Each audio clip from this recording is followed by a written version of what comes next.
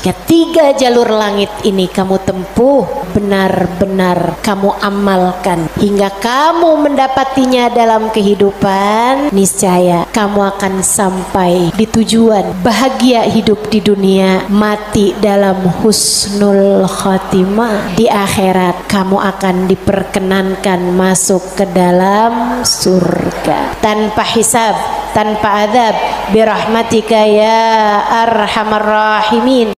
Assalamualaikum warahmatullahi wabarakatuh. Alhamdulillah, wassalatu wassalamu ala rasulillah Muhammad ibn Abdillah wa ala alihi wa sahbihi wa man wala. Subhanaka la ilma lana illa ma 'allamtana innaka antal alimul hakim. Rabbi syrah li sadri wa yassir li amri wahlul 'uqdatan min lisani yafqahu qawli, amma ba'du. Baik, sebelum kita mulai, kita akan baca niat belajar bersama-sama. Mudah-mudahan ilmunya nanti sekali lagi jadi ilmu yang manfaat buat kita sekalian. Bismillahirrahmanirrahim.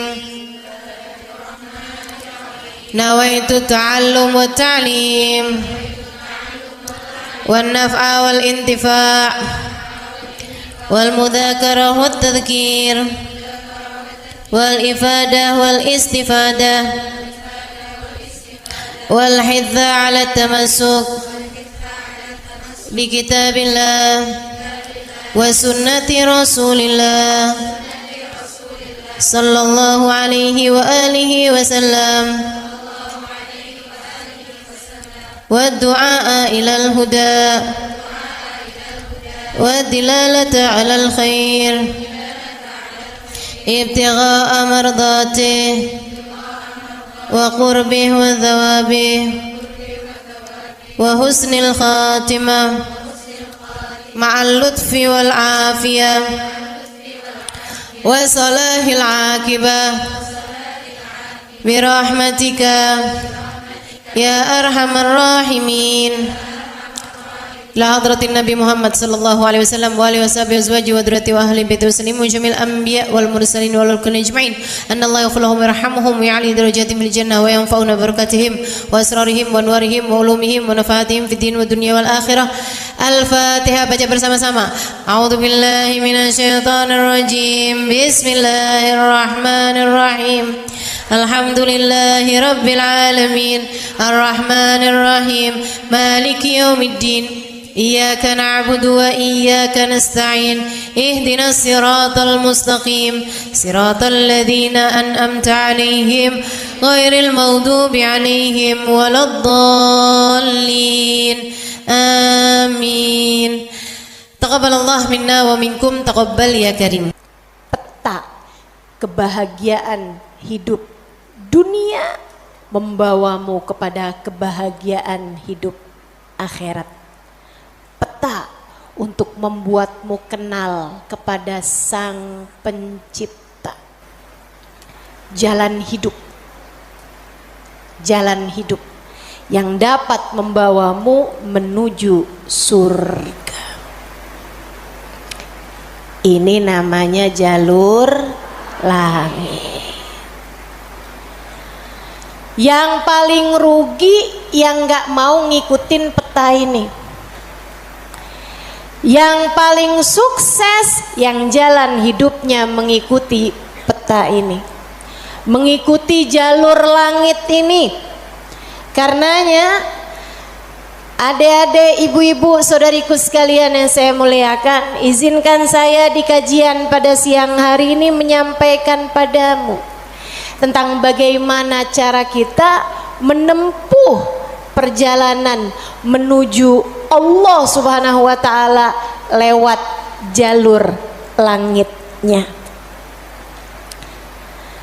Biar gak sumpek hidupmu di dunia, biar matimu husnul khotimah, biar di akhirat nanti dapat masuk surga. Bukankah itu yang kamu mau? Bukankah itu yang kamu inginkan? Adik-adik, bukankah itu adalah cita-citamu? Betul? bahagia di dunia, mati husnul khotimah, di akhirat masuk surga. Adakah keinginan lebih tinggi daripada itu? Adakah cita-cita lebih mulia daripada itu? Enggak ada. Mesti menempuh jalur langitnya, karena surga adanya di langit. Karena segala kebaikan-kebaikan turun dari alam langitnya Allah Subhanahu wa taala menuju ke alam dunia ini. Saat kamu rasa dadamu sesak di dunia, maka naiklah ke atas dan menengadahlah. Maka dada langit siap untuk merengkuhmu, menjadikan sesakmu tak lagi bernilai apa-apa. Sesakmu jadi lega, sesakmu jadi lega. Ayo nih, buat adik-adik yang kegalauan mulu dengerin saya. Buat ibu-ibu yang pusing mulu, terutama kalau lihat sisa saldo akhir bulan, dengerin saya. Simak baik-baik jalur langit. Gimana sih caranya kita menempuh jalur langit? Pertama,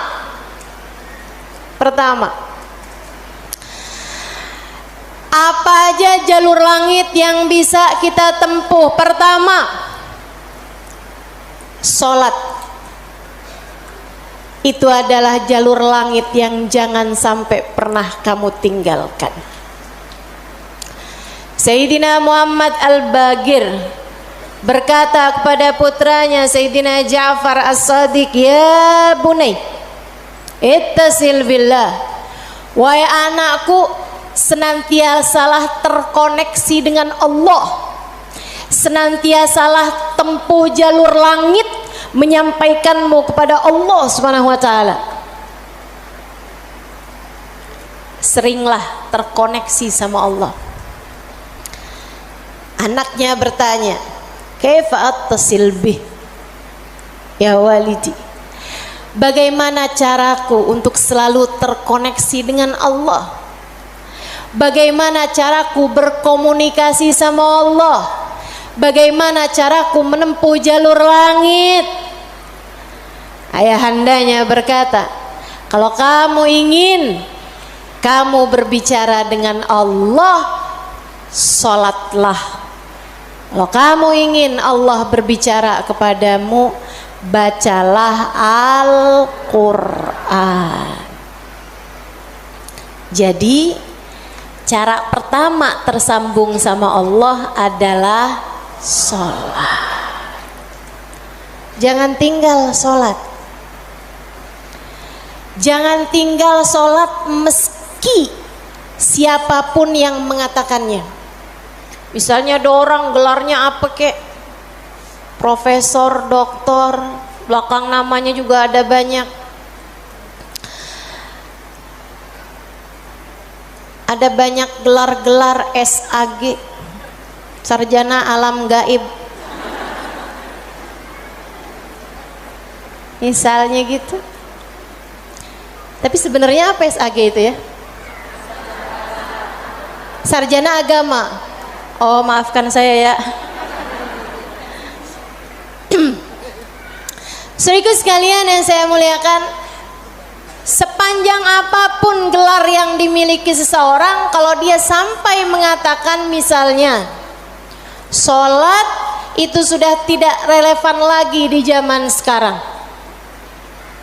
Agama ini semakin maju. Karenanya makna sholat bukan seperti yang disampaikan para ulama. Misalnya dia ngomong begitu, sholat itu tujuannya mengingat Allah, aqimis sholata lidzikri. Kamu kalau udah bisa ingat Allah nggak pakai sholat, ya itu udah cukup sebagai sholat. Nah nih, hati-hati ucapan-ucapan yang tidak bertanggung jawab semacam ini. Salat itu kewajiban dari Allah. Allah yang punya jalur langit, Allah yang tahu bagaimana cara tersambung dengan Allah Subhanahu wa taala. Dan dia yang telah menamakan salat sebagai salat dari kata-kata wasala yasilu silatan, yang artinya adalah hubungan, tersambung. Orang yang punya salat, menjaga salatnya, dia akan senantiasa tersambung dengan Allah. Dia adalah orang-orang yang menjaga jalur langit. Komunikasi langitnya tetap tersambungkan. Jagain sholat. Dek, jagain. Tapi saya belum bisa khusyuk Ustazah. Nggak apa-apa. Saya masalahnya kalau sholat suka ngelambiar pikiran kemana-mana Ustazah. Sama. Saya juga. Sama. Tapi nggak apa-apa. Jangan pernah tinggal sholat. Imam Ghazali bahkan menyebutkan salah satu penyebab kematian dalam su'ul khatimah, salah satu penyebab iman tercabut dari dalam hati di saat kematian datang, naudzubillah min dzalik, nomor 1 tarkus shalah, meninggalkan salat. Tiang agama kita. Siapa yang salatnya benar, ibadahnya benar. Siapa yang ibadahnya benar, hidupnya benar. Siapa yang hidupnya benar, bakalan matinya benar. Siapa yang matinya benar, di akhirat dapat kehidupan yang menyenangkan.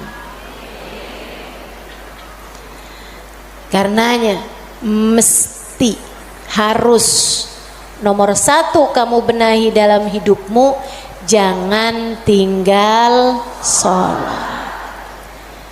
Sesibuk apapun kamu, sholat jangan tinggal, Dek. Sedang mengerjakan aktivitas penting semacam apapun, sholat jangan pernah tinggal, Bu. Jangan pernah tinggal sholat. Sebab orang kalau lagi ninggal sholat, bukan hanya karena dia nggak mau sholat, tapi karena dia tidak diizinkan Allah untuk menghadap kepadanya, telah diputuskan jalur antara dia dengan Allah Subhanahu wa taala. Naudzubillah min dzalik, jalur langit telah terputus darinya. Itu kayak punya HP tapi nggak ada sinyal, nggak bisa dibikin apa-apa HP-nya. Punya HP nggak ada sinyalnya, Bu, nggak ada kartunya, mau dipakai apaan? Mau dipakai ngulek sambel? Ya kan enggak gitu. Karenanya teman-teman sekalian, sholat jangan tinggal. Kamu kalau dibikin sama Allah dalam hidup nggak ngerjain sholat, kamu perlu menangisi hal tersebut. Kenapa gitu? Saya sering sampaikan, orang ketika sholat bukan hanya karena dia mau sholat, akan tetapi karena dia masih punya nilai di sisi Allah, sehingga Allah masih izin. Allah kalau benci sama satu makhluknya, sama seorang hambanya, Allah nggak akan izinkan orang tersebut menghadapkan dirinya kepada Allah dalam sholatnya. Dia kirain dia yang nggak mau sholat, padahal Allah yang nggak mau dia menghadap kepadanya. Telah diputus jalur antara dia dengan Allah Subhanahu wa ta'ala. Na'udzubillah min dzalik. Ada yang nanya sama saya, Ustazah, saya nih kan lagi belanja nih Ustazah, kan sibuk tuh kan. Belanja di mana? Di mall saja. boleh nggak Ustazah saya jamak sholat saya? Lah ngemol di jamak sholat agak nih. Belanja ke pasar, sholat udah sampai di jamak-jamak. Innalillahi.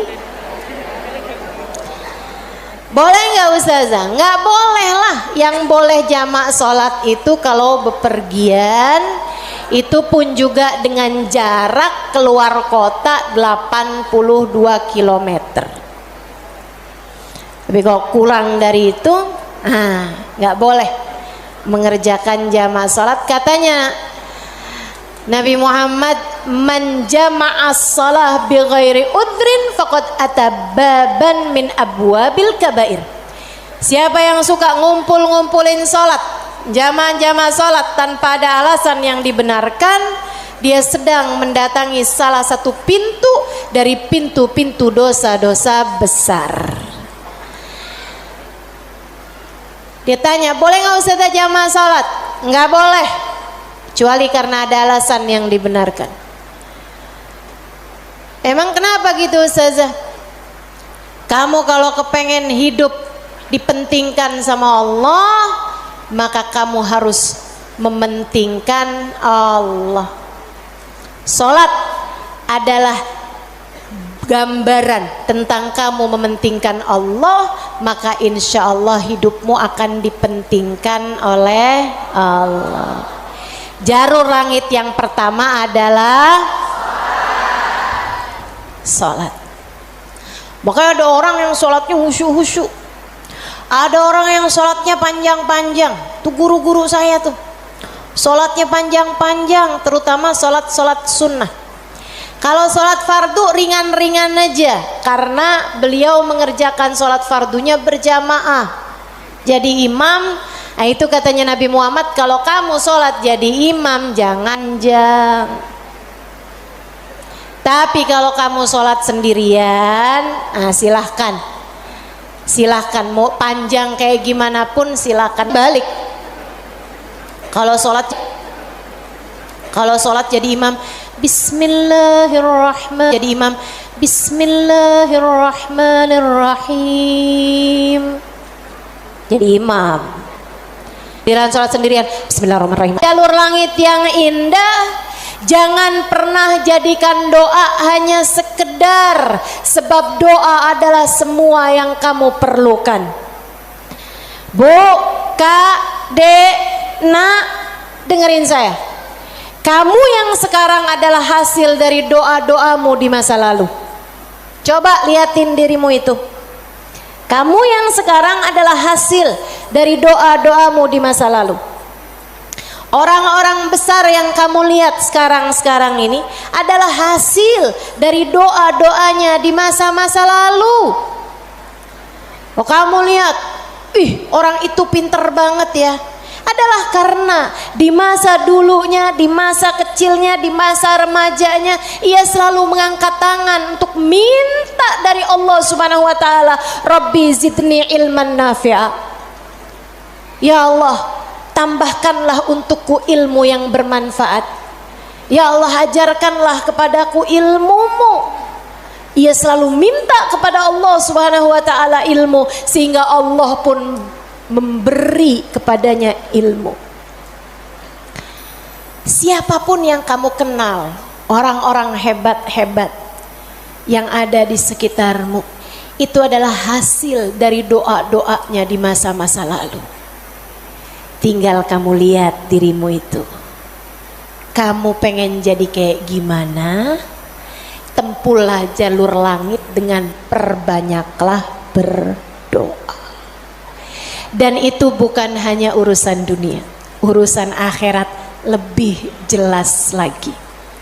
Sampai saya pernah dengar satu cerita, ada dua orang, ibadahnya di dunia sama, ibaratnya nilai rapotnya nih sama persis. Nilai rapotnya sama persis waktu hidup di dunia. Dua-duanya sama-sama soleh, dua-duanya. Akan tapi yang satu dimasukkan ke dalam surga, kan ke surga Firdausul A'la yang paling tinggi. yang dinaikkan di surga yang bawahnya, dia protes, ya Rob, dia nilainya sama loh sama saya. Kenapa kok dia dikasih surga yang paling atas sementara saya di surga yang bawahnya? Walaupun surga tuh biar kata di emperan enak, tapi ya masa kamu mau minta surga yang emperan? Sehingga sekalian, hadir majelis aja di emperan gak enak, apalagi di surga. Dia tanya sama Allah, ya Allah, kenapa kami berdua nilainya sama tapi dia dinaikkan di surga Firdaus yang paling tinggi sementara saya. Itu sebabnya Nabi Muhammad mengatakan, idza sa'altumul jannah fas'alu al-firdausal a'la.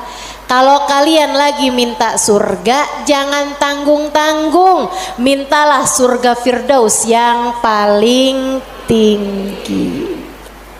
Gitu. Doa deh, doa, jangan ditinggal. Doa, doa, perlu banget. Kamu harus sering-sering doa. Ustadzah, doa yang paling bagus apa? Lah doa itu urusan minta kok. Maka mintalah sesuai dengan apa yang kamu mau.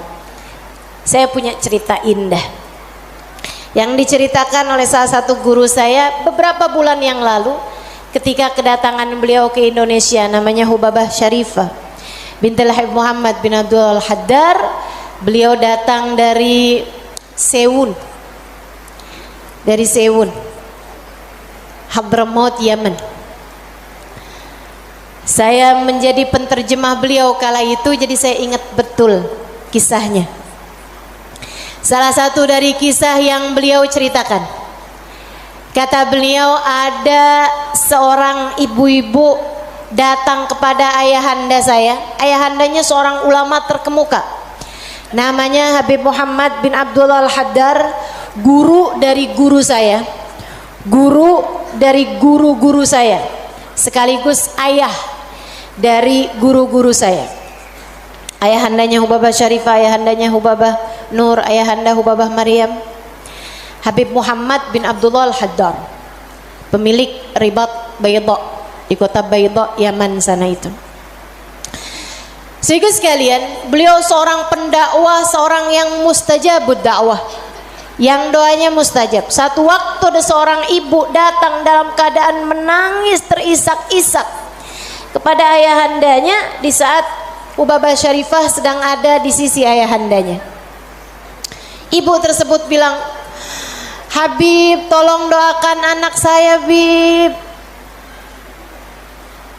Anak saya bandel sekali, Bib. Saya susah banget. Ajakin dia sholat susah, ajakin dia kerjain kebaikan susah. Anaknya bandel, nggak mau denger apa kata saya. Tolong saya, Bib, doakan anak saya, apa yang harus saya lakukan. Beliau kemudian berkata, Bu, ibu kepengen anak ibu jadi anak yang soleh. Iya, Bib, pengen banget Bib. Ibu, doa seorang ibu untuk anaknya setara doa Nabi bagi umatnya. Maka doamu untuk anakmu lebih mustajab daripada doa siapapun untuk anakmu.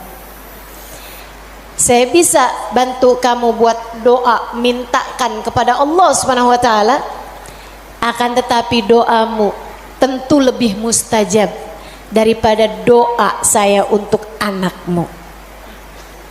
Ibu dengerin, Bu. Jadi gimana saya, Bib?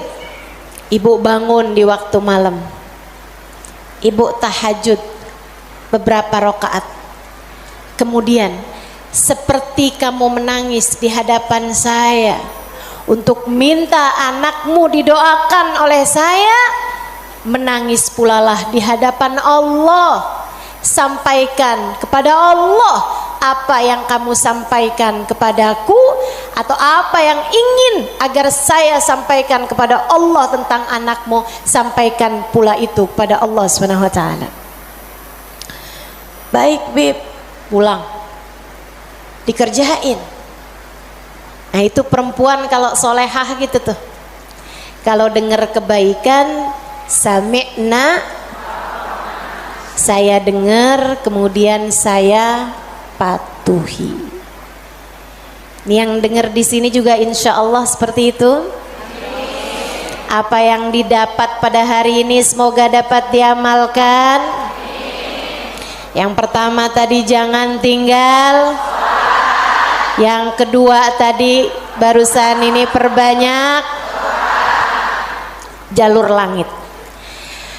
Dia pun mengerjakannya, bangun di waktu malam nangis, ya Allah tolong liatin anak saya, kesianin anak saya ya Allah, solehkan dia ya Allah. Tolong pandang anak saya dengan pandangan kasih sayangmu ya Allah. Saya nggak ngerti cara melakukannya ya Allah. Seperti mana engkau telah menjadikan anak-anak dari hamba-hambamu yang saleh salehah.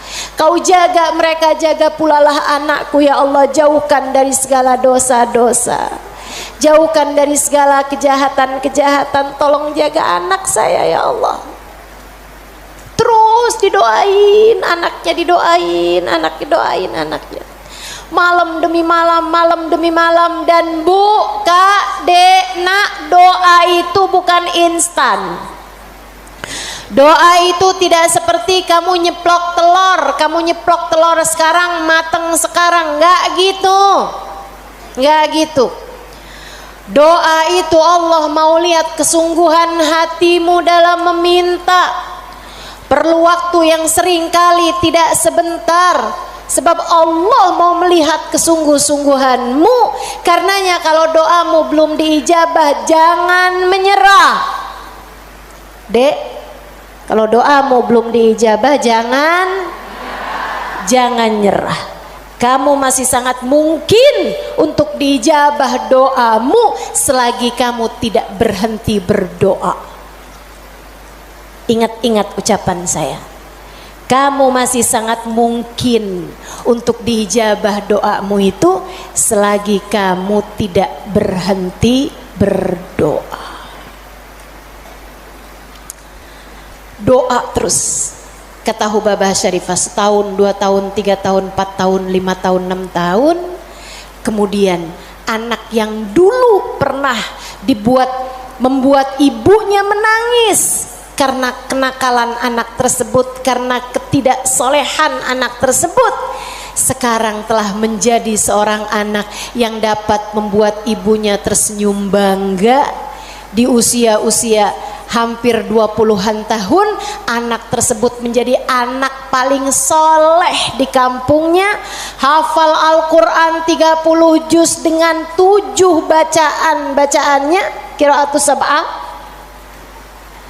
Anak yang jauh dari kenakalan-kenakalan remaja, anak yang dekat dengan para ulama, anak yang mengetahui banyak ilmu agama, anak yang menjadi sangat soleh, idaman semua para orang-orang tua. Jangan nyerah, jangan nyerah. Jika kehidupan membuatmu tersungkur, itu adalah waktumu untuk membenamkan dirimu dalam sujud-sujud panjang kepasrahan. Kemudian kamu langitkan doa hingga Allah mengijabah doa-doamu itu. Saya ulangi, jika badai kehidupan membuatmu jatuh tersungkur, itu adalah saat yang tepat untukmu membenamkan wajahmu dalam sujud-sujud kepasrahan. Kemudian kamu langitkan doa-doamu, berbisik di bumi, namun suaramu didengar hingga ke arsy. Saat itulah Allah akan mengijabah doamu itu. jangan pernah berhenti berdoa. Jangan remehkan doa. Jangan remehkan doa. Saya, Dek, pernah muda juga kayak kamu. Ya masa lahir langsung gede gini. Sewaktu saya remaja, masuk umur 12 tahun, 13 tahun, sebelum balik bahkan saya udah berada di pondok pesantren. Jadi saya itu nggak pernah ngalamin masa belum berjilbab sebelum balik. Maksudnya ketika balik tuh saya udah mulain berjilbab. Alhamdulillah, nikmat dari Allah Subhanahu wa taala. Adik-adik saudaraku sekalian, saat saya kecil, saya ada di pondok-pondok pesantren, saya mulai kenal ustadz-ustadz, ustadzah-ustadzah, ulama-ulama yang membuat saya jatuh cinta dengan ilmu agama. Alhamdulillah, Allah kasih rasa dalam diri saya keinginan untuk selalu belajar. Saya punya keingintahuan yang banyak terhadap urusan ilmu. Jadinya saya seneng banget belajar. Nah, di waktu kecil itu tadi, umur 12-an tahun sebagai santri, kan selain dari belajar ada kewajiban lain tuh. Nyuci baju, apalagi kalau dapat piket, bersihin kamar mandi, nyapu kamar, ngepel kamar. Itu saya sangat tersiksa sekali, sebab saya ini adalah pemalas.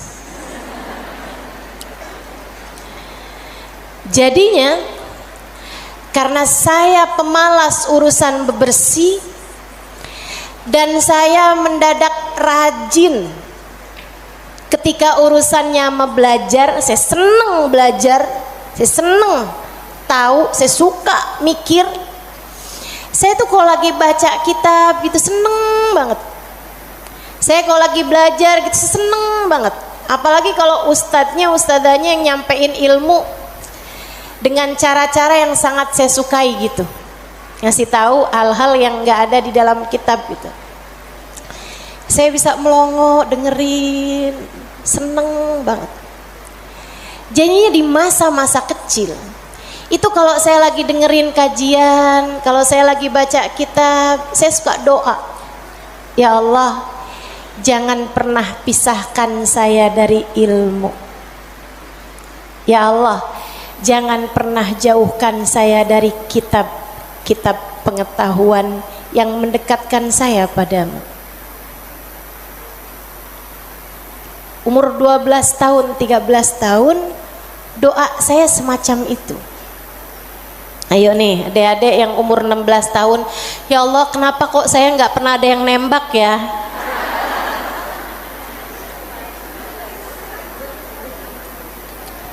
Kata Allah, ya karena aku sayang padamu, karena aku berkehendak untuk menjagamu gitu.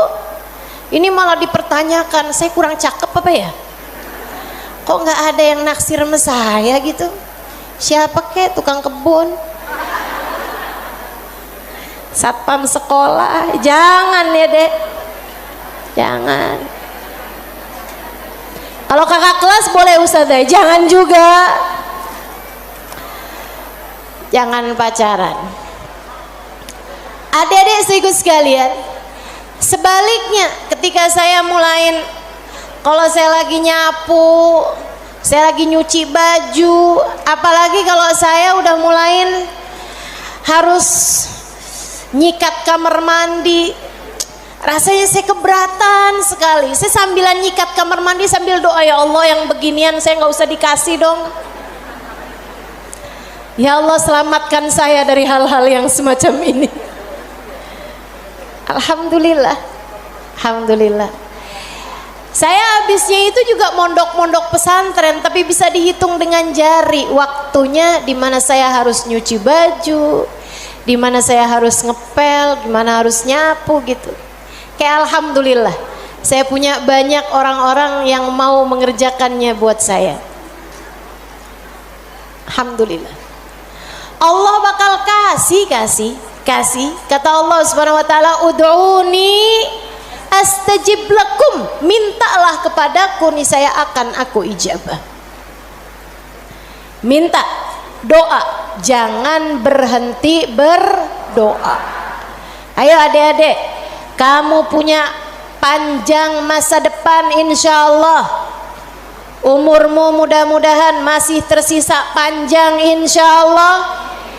Jangan sesali dengan di masa tua kamu enggak dikasih hal-hal besar dalam kehidupan karena kamu tidak pernah memintanya kepada Allah. Minta, ya Allah, pandanglah aku dengan pandangan kasih sayang-Mu. Ya Allah, seperti mana Engkau menjaga hamba-hamba-Mu yang soleh-solehah, tolong jaga saya juga ya Allah.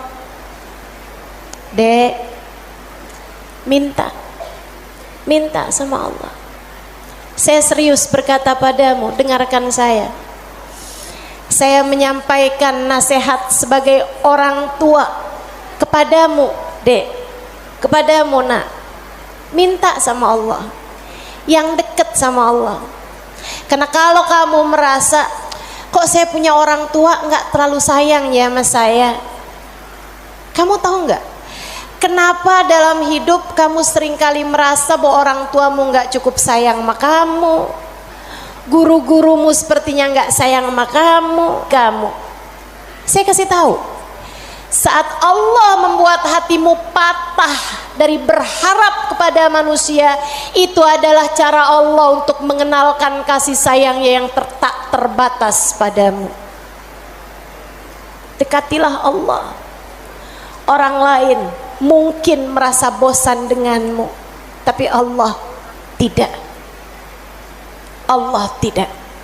Allah tidak akan bosan denganmu kecuali jika kamu yang bosan dengannya. Allah tak akan meninggalkanmu kecuali jika kamu yang meninggalkan Allah. Maka atas nama cinta saya sampaikan padamu, Dek, dengerin saya. Bu, dengerin saya. Atas nama cinta saya sampaikan padamu, jangan pernah tinggal Allah. Yang dekat sama Allah, mintalah terus kepada Allah. Mintalah terus kepada Allah.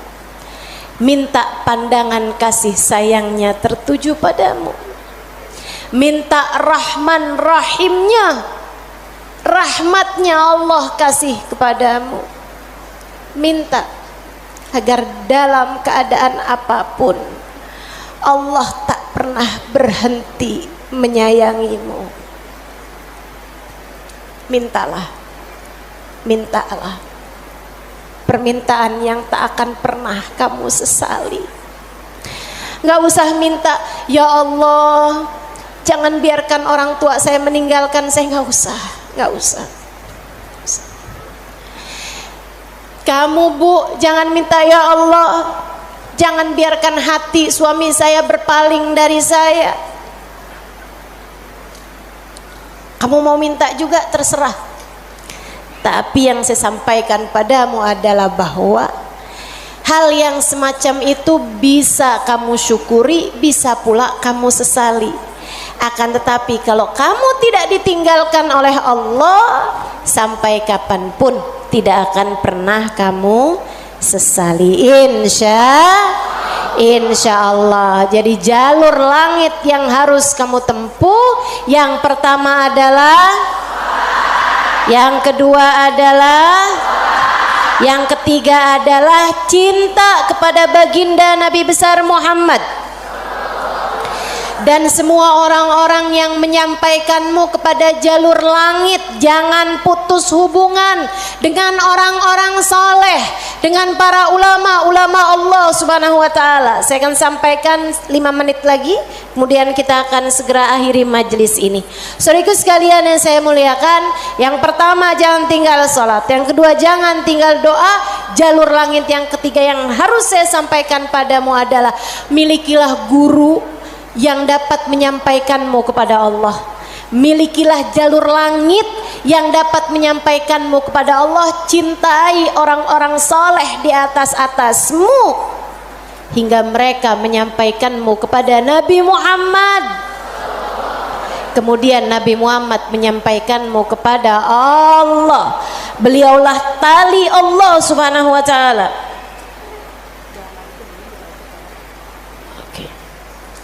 Beliaulah tali Allah subhanahu wa ta'ala yang terbentang kepada kita sekalian.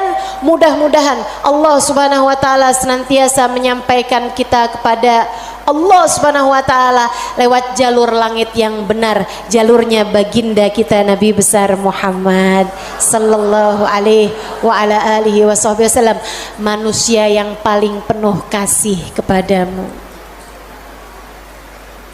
Andai kamu tahu seperti apa sayangnya Nabi Muhammad kepadamu, niscaya air matamu akan senantiasa meleleh karena rindu padanya.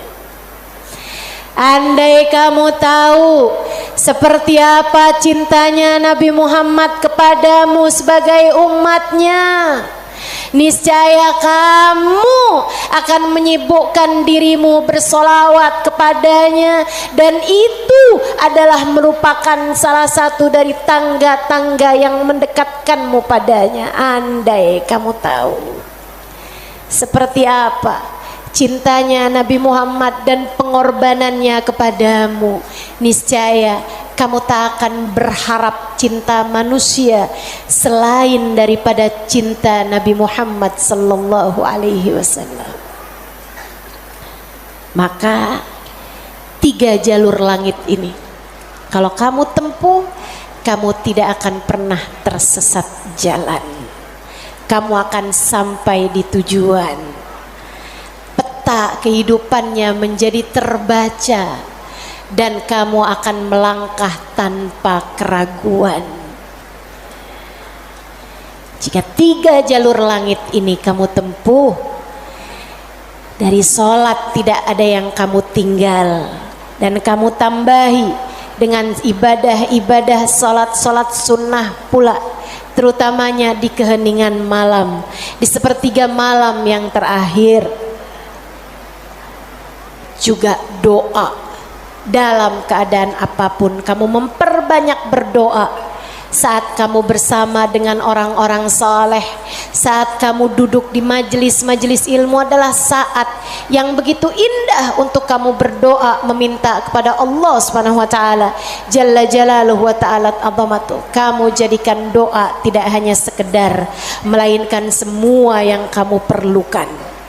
Kemudian besar cintamu kepada baginda Nabi besar Muhammad sallallahu alaihi wasallam, maka itulah 3 dari rahasia jalur langit yang dapat saya sampaikan kepadamu. Jika ketiganya benar-benar kamu amalkan hingga kamu mendapatinya dalam kehidupan, niscaya kamu akan sampai di tujuan, bahagia hidup di dunia, mati dalam husnul khatimah. Di akhirat kamu akan diperkenankan masuk ke dalam surga tanpa hisab, tanpa adab, birahmatika ya arhamar rahimin wa bijudika ya ajwadal ajwadin innahu waliyu dzalika wal qadir alaih. Kita akan baca doa nih ya. Baru saja saya diberitahu oleh panitia bahwa doa maulidnya belum dibaca. Kita akan baca doa maulidnya sambil kita memohon kepada Allah, semoga Allah Subhanahu wa taala mendekatkan kita dengannya insyaallah, dan mendekatkan kita dengan baginda kita Nabi besar Muhammad sallallahu alaihi wasallam. Allahumma salli wa sallim wa barik alaihi wa ala alihi sallallahu alaihi. Alhamdulillahi Rabbil Alamin. Allahumma salli wa sallim ala Sayyidina Muhammadin wa ala alihi wa sahbihi ajma'in. Wa laqad ashartu lin'ati man awsafuhu tuhyil quluba tuhayyijul asjana. Wallahu qad adna alayhi fama yusawil qawlu minna wa yakunu thanana. Lakinna hubban bisarairi qad alimati safwati rabbina wa ahadana. وإذ امتزجنا بالمودة ها هنا نرفع أيدي فقرنا ورجانا بالواحد الأحد العلي إلهنا متوسلين بمن إليه دعانا مختاره وحبيبه وصفيه زين الوجود به الإله حبانا يا ربنا يا ربنا يا ربنا بالمصطفى اقبلنا أجب دعوانا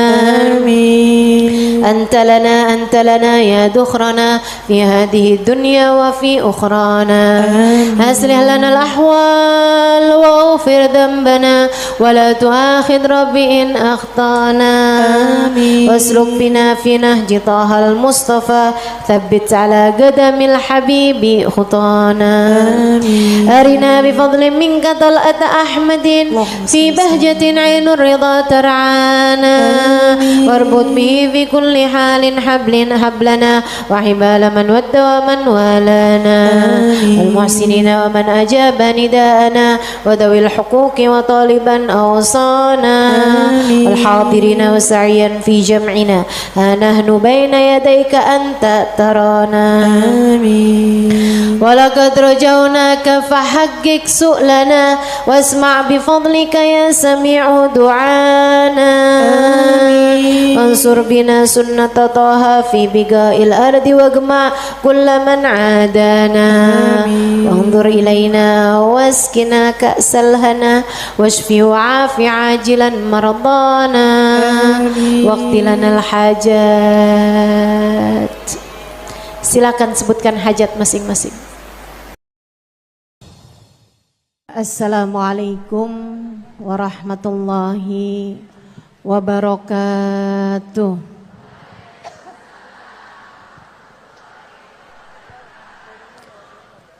Alhamdulillah.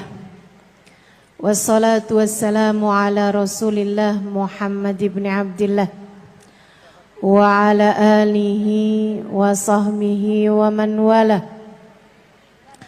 Subhanaka la ilma lana illa ma 'allamtana innaka antal alimul hakim. Rabbi shrah li sadri wa yassir li amri wahlul 'uqdatan min lisani yafqahu qawli. Amma ba'du. Alhamdulillah, Allah sampaikan juga saya ke tempat ini. Masjidnya Allah Subhanahu wa taala, bait min buyutillah, rumahnya Allah. Mudah-mudahan kita udah disampaikan di rumah Allah di dunia. Allah sampaikan pula ke Baitullahil Haram di Mekkah. Dan Allah sampaikan pula di tempat keridhaannya surga Allah di akhirat nanti insyaallah. Amin ya rabbal alamin. Rabbi la tukhzini yawma yub'atsun yawma la yanfa' mal wala banun illa man atallaha biqalbin salim. Kata Nabi Ibrahim yang Allah tuliskan dalam Al-Quran, ya Allah, jangan kecewakan aku, jangan buat aku susah pada hari di mana Engkau membangkitkan hamba-hambamu. Nanti di akhirat saat manusia dibangkitkan, ya Allah, jangan buat saya susah, jangan buat saya kecewa. Yauma la yanfa' mal wala banun. Hari yang itu loh ya Allah. Hari yang tidak bermanfaat orang bawa harta. Hari yang tidak bermanfaat orang bawa anak. Yang bermanfaat hanyalah orang yang datang pada Allah biqalbin salim, dengan membawa hati yang selamat. Karenanya siapapun di antaramu yang akan menuju ke akhirat, semua dari kita menuju ke akhirat. Siapapun di antaramu yang kepengen di hari akhiratnya nanti menjadi orang yang tidak susah, menjadi orang yang tidak sedih, menjadi orang yang tidak kecewa, menjadi orang yang tidak ketakutan, menjadi orang yang berhasil. Siapa di antaramu yang kepengen di hari akhiratnya nanti berbahagia, bersukacita? Siapa yang kepengen di hari akhiratnya nanti bergembira? Pastikan saat-saat ini, saat hidupmu di dunia ini, pastikan kamu sedang menuju kepada keselamatan hati. Hatimu selamatkan. Hatimu selamatkan, teman-teman. Hatimu selamatkan.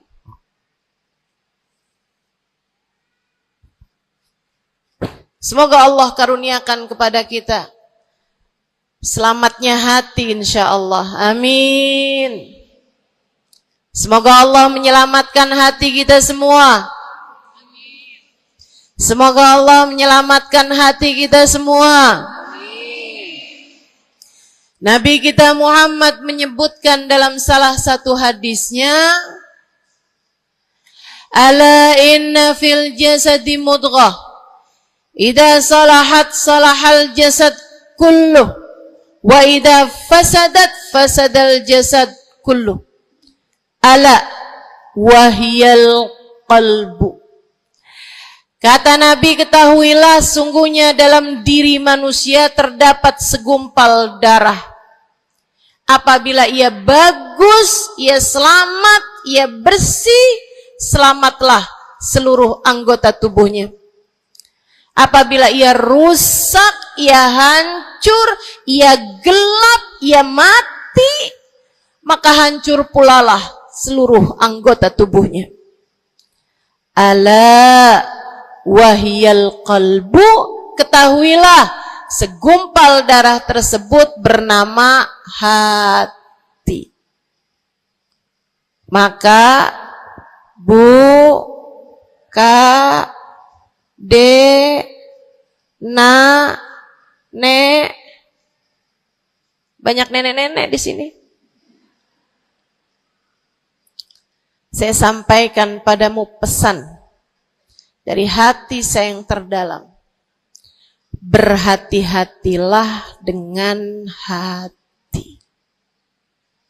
Yang hati-hati sama hati, apa yang ada di dalamnya? Coba silahkan kamu pikirkan nih, kondisi hati saya nih kayak apa.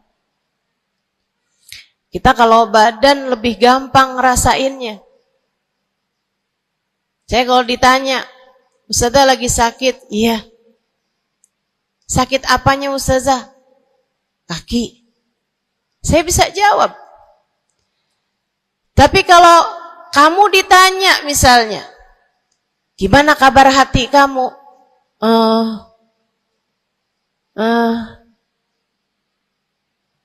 Gimana kabar hatimu? Sehatkah? Sakitkah?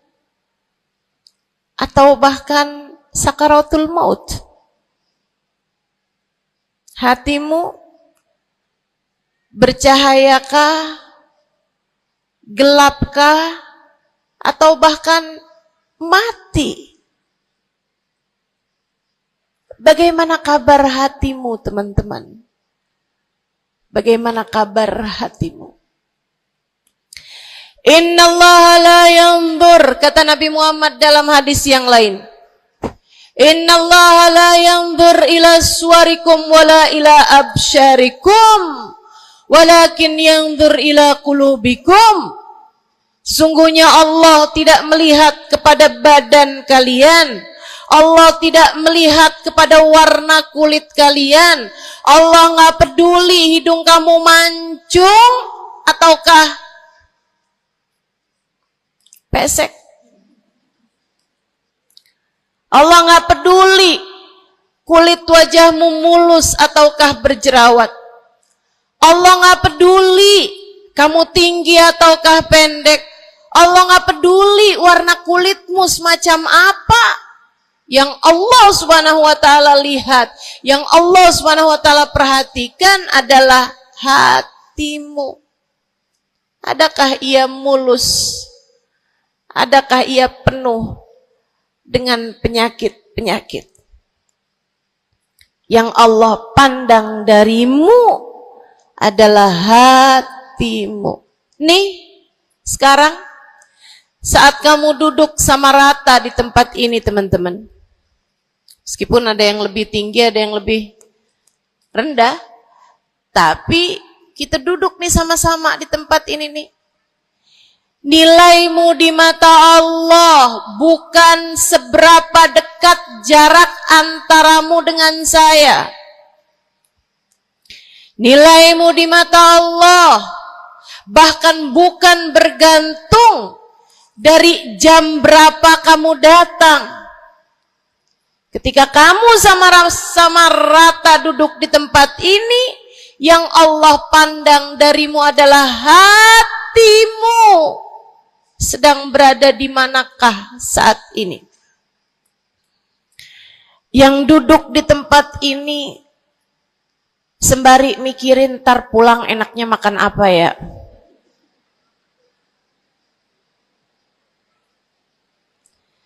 Yang duduk di tempat ini sambil mikirin, kok saya lapar ya? Iya, belum sarapan.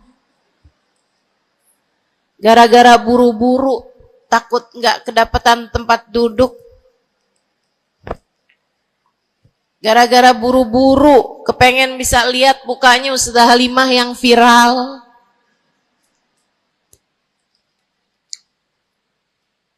Hatimu. Allah melihat darimu, nilaimu di hadapan Allah. Nilaimu di hadapan Allah saat ini bukan bergantung dari seberapa awal kamu datang, bukan bergantung pada hal-hal yang lainnya, akan tetapi yang Allah lihat darimu adalah hatimu. Adakah Allah di dalamnya? Adakah Allah di dalamnya? Adakah Allah di dalamnya? Pun demikian dengan kamu saat sholat, pun demikian saat kamu sedang sedekah. Semuanya masalah hati, teman-teman. Semua masalah hati. Kata guru saya Sayyidil Habib Umar bin Hafid, al-madar kullal madar fi salahil gulub. Urusan segala urusan, sumber segala macam urusan, dasar segala macam urusan ada pada bagusnya hati. Kalau udah hatinya bagus, bagus semuanya. Kalau udah hatinya busuk, busuklah semuanya. Semoga Allah selamatkan kita dari busuknya hati. Semoga Allah selamatkan kita dari busuknya hati. Amin ya rabbal alamin. Dunia, akhirat, masalah semuanya ada pada hati. Karenanya yuk kita bahas gimana sih caranya nyelamatin hati. Yang pertama, kalau kamu pengen tahu caranya nyelamatin hatimu, yang pertama,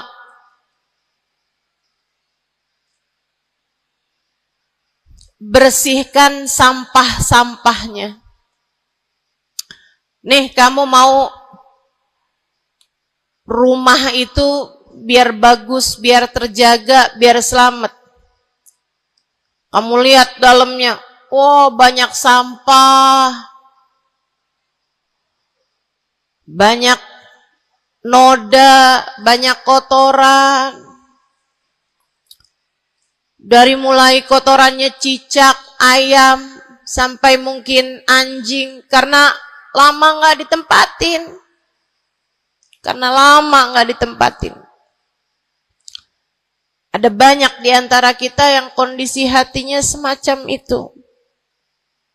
Sampah begitu banyak dalam hatinya. Ada banyak di antara kita umat Islam yang kondisi hatinya semacam itu. Begitu banyak sampah di dalam hatinya tersebut. Semoga Allah selamatkan semuanya. Amin. Maka hal pertama, kalau kamu kepengen punya hati yang selamat, yang nomor satu adalah bersihkan hatimu dari semua sampahnya, keluarin. Apa sampahnya hati? Dosa-dosa yang telah kamu lakukan. Idza aznabal abd nakat fi qalbihi nuqtah sauda. Kata baginda kita Nabi besar Muhammad, idza aznabal abd, ketika seorang hamba mengerjakan dosa, tertorehlah di dalam hatinya satu titik hitam. Sampahnya hati. Kamu tiap kali bikin dosa, dosa apa aja? Bukan hanya dosa besar, zina, bukan hanya dosa besar, minum minuman keras atau narkoba, bukan hanya dosa besar, judi atau riba. Bukan hanya dosa-dosa besar. Kalau itu titik hitam yang sangat besar tertoreh di dalam hatimu itu. Bahkan dosa-dosa kecil, sekedar marah-marah sama suami, atau ngambil uang suami. Gimana? Pernah? Rezeki istri solehah ustazah. Lagi mau nyuci, kelihatan, alhamdulillah. Emang haram ya ustazah? Ya haram, bukan punya kamu. Kan katanya ada hak istri dalam harta suami. Iya betul kalau dia kasih. Kalau dia kasih, kalau nggak kasih, nggak halal juga. Bahkan dosa-dosa kecil, seperti melihat tetangga, terus kamu bilang, ya ampun, cakep banget ya. Nyesel saya nggak kawin sama dia.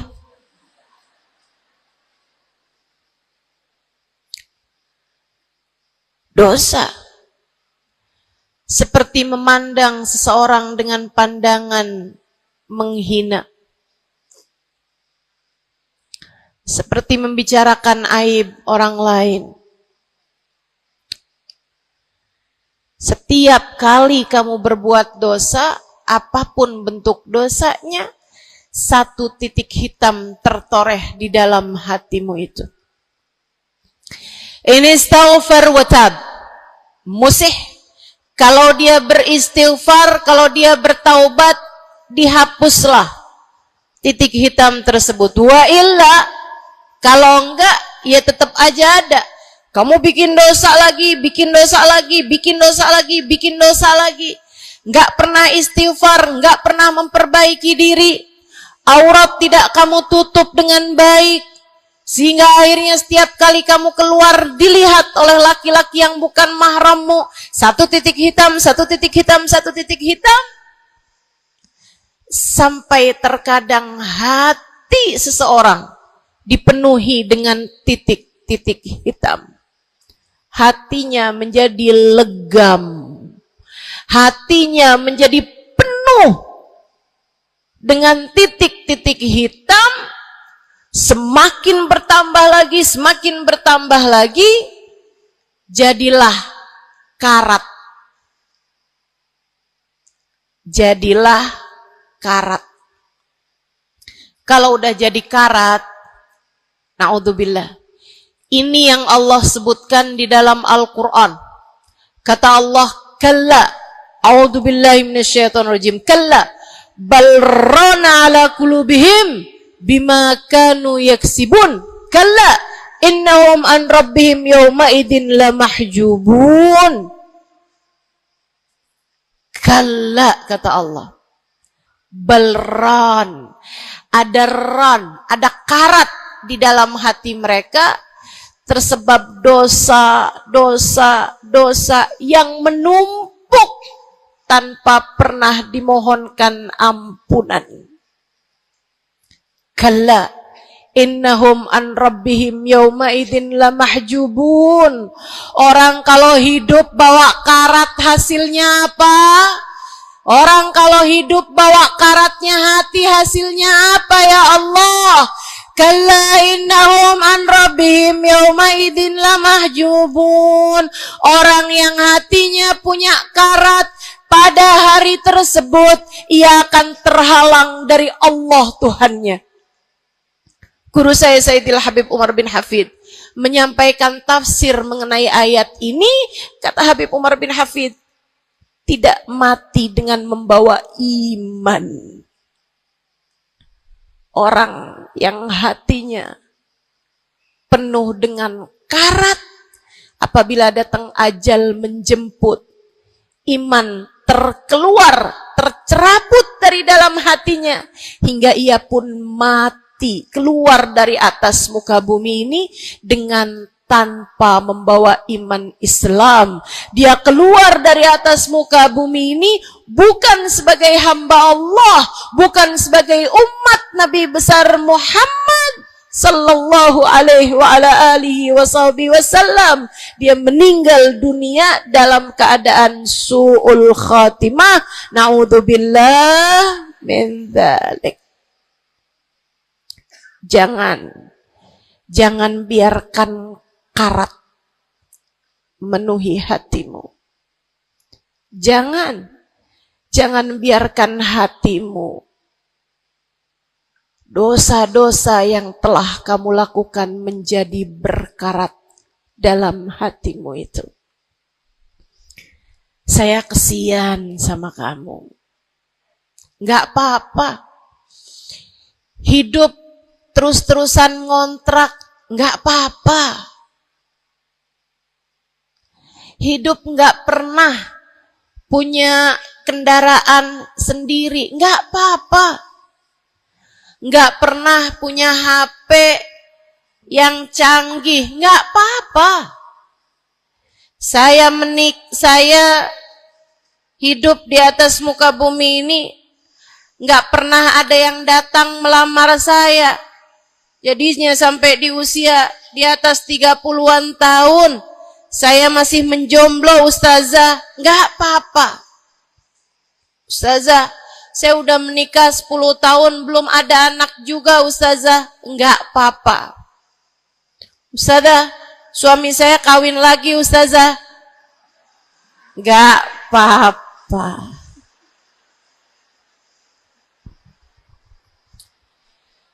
Hidup di dunia ini, apapun yang terjadi, semuanya hanyalah sementara.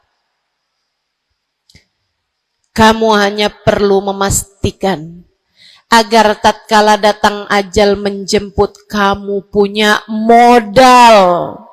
Dan modal utamanya yang nomor 1 adalah hati yang bersih.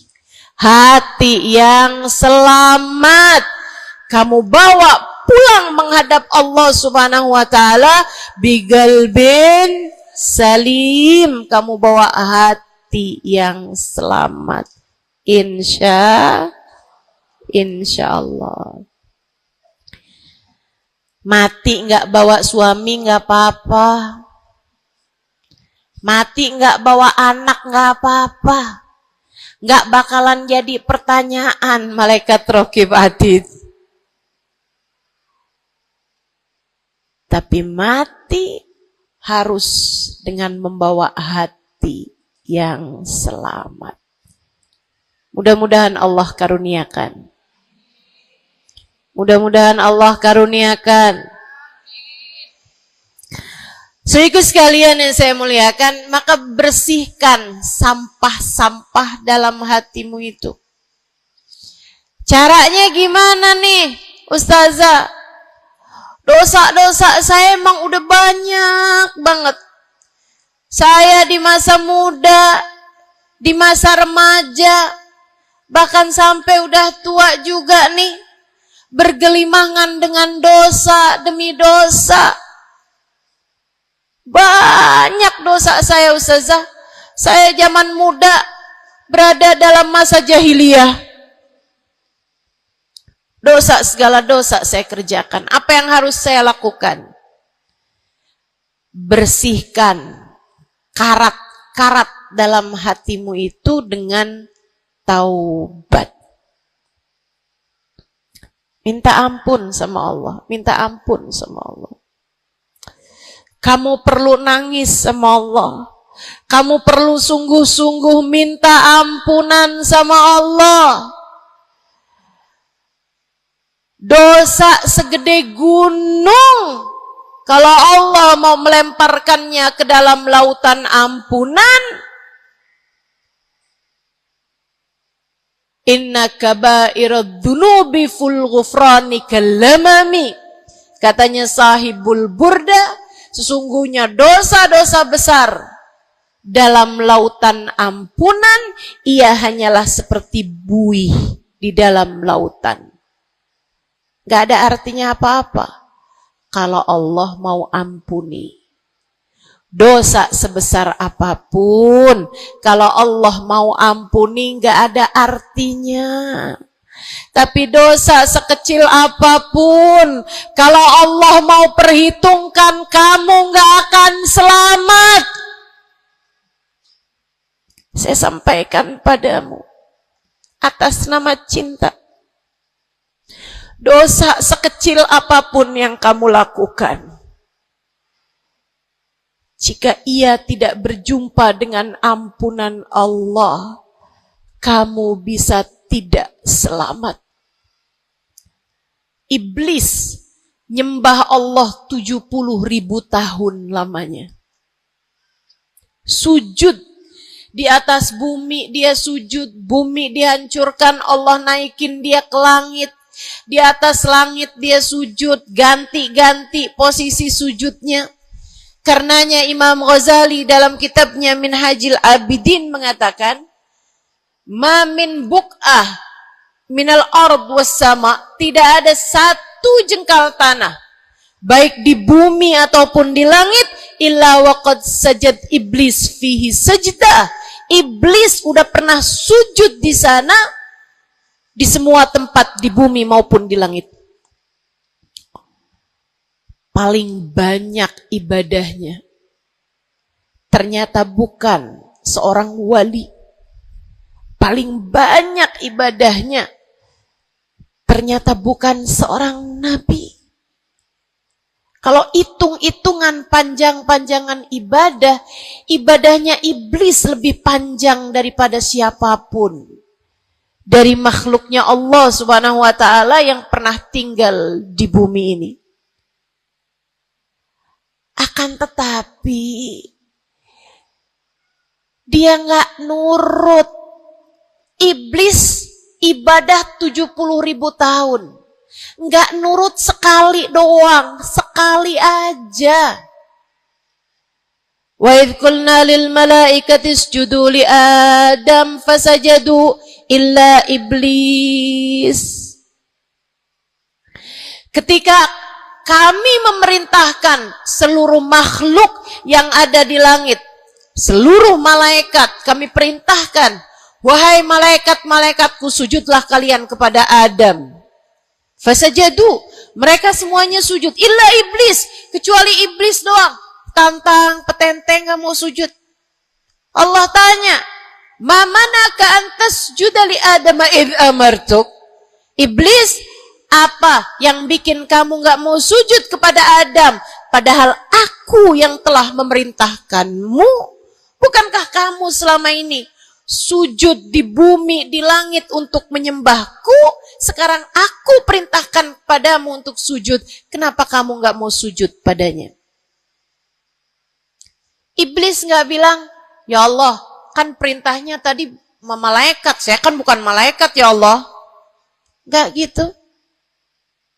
Gak gitu. Saudariku sekalian yang saya muliakan, bahkan iblis gak bilang, males ya Allah saya sujud, lagi bisulan, misal. Enggak gitu juga. Makanya orang yang meninggalkan taat karena malas, karena bodoh misalnya, itu lebih dimaklumi teman-teman. Daripada yang kayak iblis ini nih. Ketika ditanya apa yang membuatmu gak mau sujud, wahai iblis, kepada Adam, iblis dengan pongahnya, dengan sombongnya mengatakan, ana khairun minhu, saya lebih baik daripada Adam. Khalaqtani min nar wa khalaqtahu min tin. Saya berasal dari api, sementara Adam berasal dari tanah. Tanah diinjak-injak ya Allah, sementara api begitu hebatnya. Fahbit minha fa innaka rajim. Kata Allah, kita yang taat sama dosa sama-sama baik.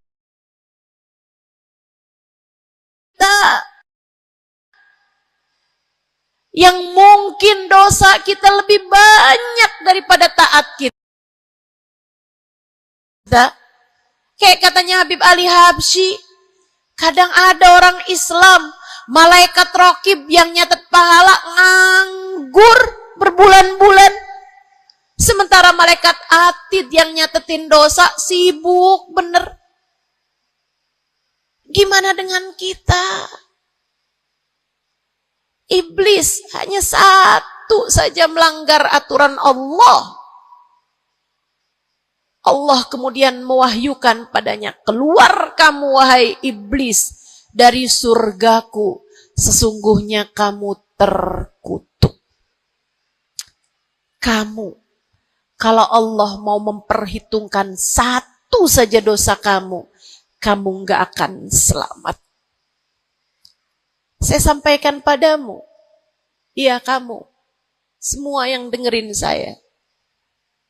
Kalau Allah mau memperhitungkan satu saja dosamu, kamu gak akan selamat. Kamu tidak akan selamat. Tapi kan saya anaknya Fulan bin Fulan. Tapi kan saya keturunannya Fulan bin Fulan. Tapi kan saya istrinya Fulan bin Fulan. Bu, Kak, Dek, Nak, nggak selamat siapapun kamu. Anaknya Nabi Nuh, nabinya Allah tenggelam. Pamannya Nabi Muhammad, paman baginda kita Nabi besar Muhammad, Abu Lahab, Allah tuliskan kehancurannya, kecelakaannya, kebinasaannya di dalam Al-Quran. Mau siapa yang kamu andalkan? Tapi kan saya udah banyak bikin taat, saya tiap malam bangun tahajud.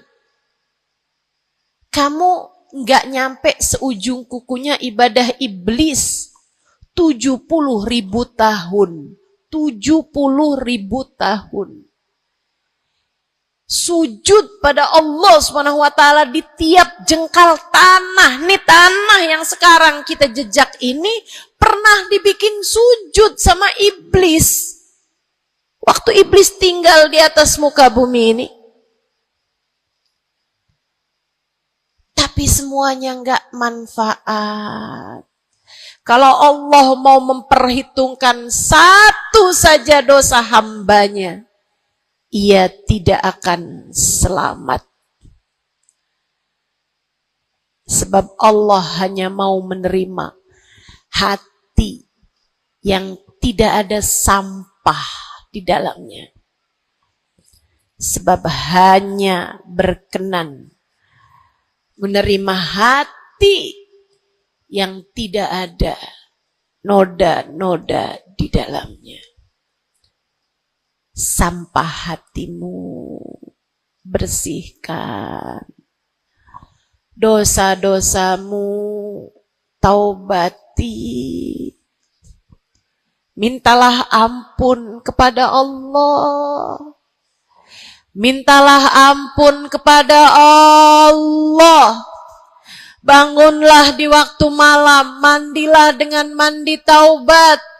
Saat-saat mandimu kamu bilang dalam hatimu, ya Allah, sebagaimana air membersihkanku dari segala kotoran-kotoran di badanku, ya Allah, bersihkanlah dosa-dosaku dengan hujan ampunanmu.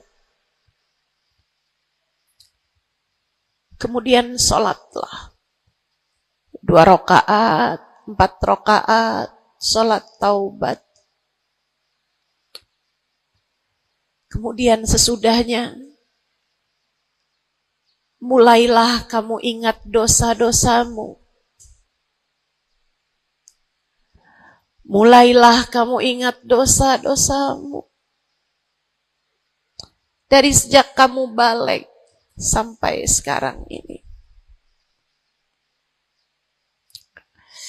Betapa ia telah menggunung, betapa ia telah melumuri dirimu itu, betapa ia telah menjadikan dirimu kotor. Kemudian ingatlah nikmat yang telah Allah SWT berikan, bahwa bersama dengan banyaknya dosa-dosamu, ia tak henti-henti memberikan kepadamu kenikmatan demi kenikmatan. Bahwa meski matamu berulang-ulang kau pandang yang haram dengannya, Allah masih membiarkan matamu dapat melihat. Betapa meskipun telingamu berulang-ulang kamu pakai untuk mendengarkan aib-aib orang, nyatanya sampai sekarang telingamu masih dapat mendengar. Betapa lisanmu, berapa banyak hati tersakiti dari lisanmu itu. Mertuamu kamu sakiti, suamimu kamu sakiti, anakmu bahkan kamu sakiti. Bodoh banget sih jadi anak. Astagfirullah, astagfirullah. Kamu kok bandel banget sih, mama nyesel punya anak kayak kamu. Astagfirullah.